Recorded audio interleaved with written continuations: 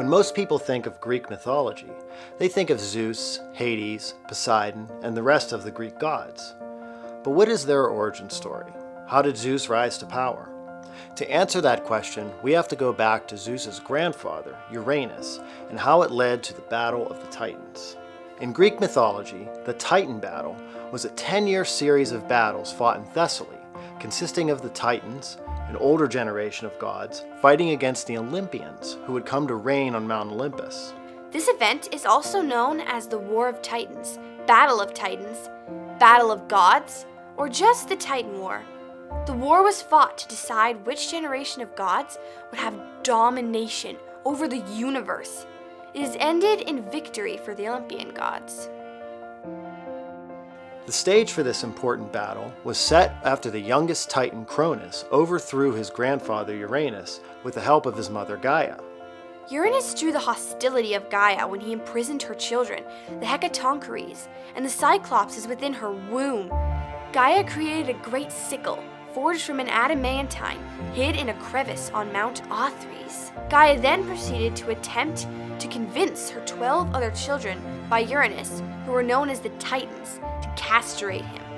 Only Cronus was willing to do the deed, so Gaia gave him the adamantine sickle and positioned him in the same crevice that previously held Cronus' sickle. When Uranus met to consort with Gaia on Mount Othrys, Cronus ambushed Uranus, and with the adamantine sickle, sliced off his genitals, casting them across the Mediterranean.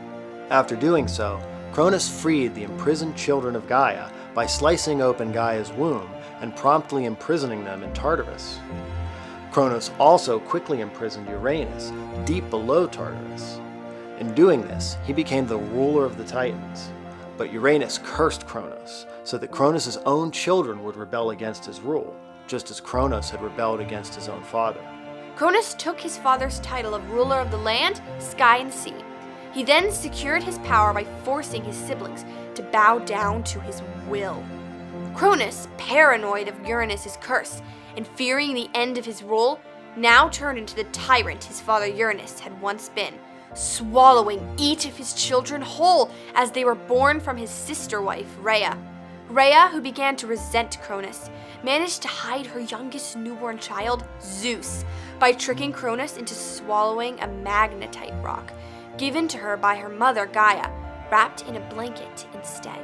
Upon reaching adulthood, he masqueraded as Cronus' cupbearer. Once Zeus had been established as a servant of Cronus, Metis gave him a mixture of mustard and wine, which would cause Cronus to vomit out his swallowed children, now grown. After freeing his siblings, Zeus led them in rebellion against the Titans. Zeus then waged a war against his father, with his disgorged brothers and sisters as allies: Hestia, Demeter, Hera, Hades, and Poseidon. Zeus released the Hecatoncheires and the Cyclops from the earth, where they had been imprisoned by Cronus, and they allied with him as well. The Hecatoncheires hurled stones, and the Cyclops forged for Zeus his iconic thunder and lightning. Fighting on the other side, allied with Cronus, were the other Titans. Atlas was an important leader on the side of Cronus. This war lasted 10 years, but eventually Zeus and the other Olympians won. Some of the Titans were imprisoned in Tartarus, and the Hecatoncheires were made their guards. Atlas was given the special punishment of holding up the sky. In some accounts, when Zeus became secure in his power, he relented and gave the Titans their freedom. Following their victory, the three brothers divided the world amongst themselves. Zeus was given dominion over the sky and the air, and was recognized as ruler and known as the Sky Father. Poseidon was given the sea and all the waters, whereas Hades was given the underworld.